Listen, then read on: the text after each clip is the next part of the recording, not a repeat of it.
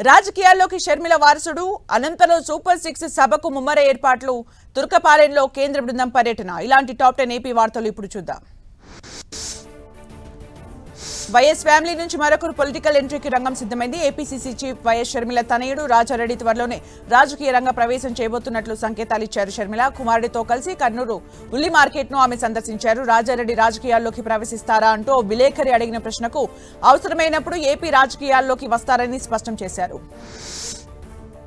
AP కూటమి ప్రభుత్వంలోని 3 పార్టీలు తొలిసారిగా ఉమ్మడి బహిరంగ సభ నిర్వహించబోతున్నాయి. సూపర్ 6 పథకాల అమలు విజయవంతం కావడంతో ఈ విజయాన్ని ప్రజలతో పంచుకునేందుకు భారీ కార్యక్రమానికి శ్రీకారం చుట్టాయి. ఈ నెల 10న అనంతపురంలోని ఇంద్రప్రస్థ నగర్లో సూపర్ 6 సూపర్ హిట్ పేరుతో ఈ సభను నిర్వహించనున్నారు. కూటమి పాలనలో దేవాదాయ శాఖ భూములకు భద్రత లేదని మాజీ మంత్రి వెల్లంపల్లి శ్రీనివాస్ ఆరోపించారు. గొల్లపల్లిలో మచిలీపట్నం వెంకటేశ్వర స్వామి భూమి 39.99 ఎకరాలు కబ్జాకు పన్నారని విమర్శించారు. ఎన్టీఆర్ జిల్లా కలెక్టర్ ఎంపీ కేశినేని చిన్ని కుమ్మక్కై 100 కోట్ల భూములను కొట్టేస్తున్నారని ఆరోపించారు. ఏపీ లిక్కర్ కేసులో ప్రభుత్వం దాఖలు చేసిన హౌస్ మోషన్ పిటిషన్పై విచారణ వాయిదా పడింది. తదుపరి విచారణ వచ్చే గురువారానికి వాయిదా వేసింది హైకోర్టు. బెయిల్పై నిన్న రిలీజ్ అయిన లిక్కర్ స్కామ్ కేసు నిందితులకు నోటీసులు ఇవ్వాలని కోర్టు ఆదేశించింది. నోటీసులు ఇచ్చిన తర్వాత డీటెయిల్డ్ ఆర్డర్ ఇస్తామని సిట్కు తెలిపింది. ఏపీ లిక్కర్ స్కామ్ కేసులో అరెస్టు మధ్యంతర బెయిల్పై విడుదలైన YCP MP Mithun Reddy ACB కోర్టులో రెగ్యులర్ బెయిల్ పిటిషన్ దాఖలు చేశారు.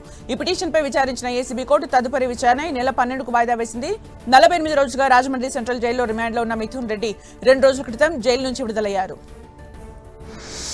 విజయవాడలో దసరా ఉత్సవాలకు సంబంధించిన ఏర్పాట్లను ఎండోమెంట్ కమిషనర్ రామచంద్రమోహన్ పరిశీలించారు. కనకదుర్గ నగర్లో జరుగుతున్న పనుల్ని ఆలయ ఈవో శివనాయక్తో కలిసి ఆయన పరిశీలించారు. కొండ కింద 3 పనులు, కొండపైన 2 పనులు జరుగుతున్నాయని వివరించారు.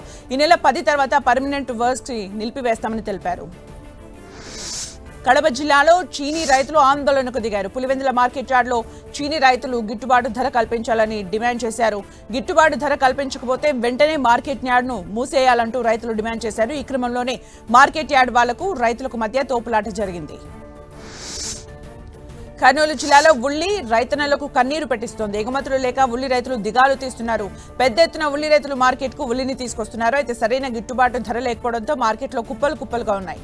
మరోవైపు పొరుగు రాష్ట్రాల్లోనూ ఉల్లికి డిమాండ్ తగ్గడంతో క్వింటా ఉల్లిపాయలను కేవలం 1200 రూపాయలకే కొనుగోలు చేస్తున్నారు అధికారులు. 2 నెలల్లో 20 మందికి పైగా మృతి చెందడంపై గుంటూరు జిల్లాలోని తురకపాలెం గ్రామస్తులు భయాందోళనకు గురవుతున్నారు. దీంతో సీఎం చంద్రబాబు అధికారుల్ని అప్రమత్తం చేశారు. గుంటూరు తురకపాలెంలో వరుస మరణాలపై మరింత లోతుగా పరిశోధన చేస్తున్నారు. గ్రామంలో ఐసీఆర్ బృందం పర్యటిస్తూ గ్రామంలోని మట్టి నమూనాలను సేకరిస్తోంది. చంద్రగ్రహణం కారణంగా మూతపడిన ఆలయాలు తెరుచుకుంటున్నాయి. నిన్న మధ్యాహ్నం మూతపడిన తిరుమల శ్రీవారి ఆలయంలో ఇవాళ ఉదయం వేకువజామున సంప్రోక్షణ నిర్వహించారు. శుద్ధి పుణ్యాహవచన నిర్వహించారు. అనంతరం ఆలయ ద్వారాలు తెరిచి ఏకాంత సేవలు చేశారు. ఉదయం 6 నుంచి యథావిధిగా దర్శనాలు కొనసాగుతున్నాయి.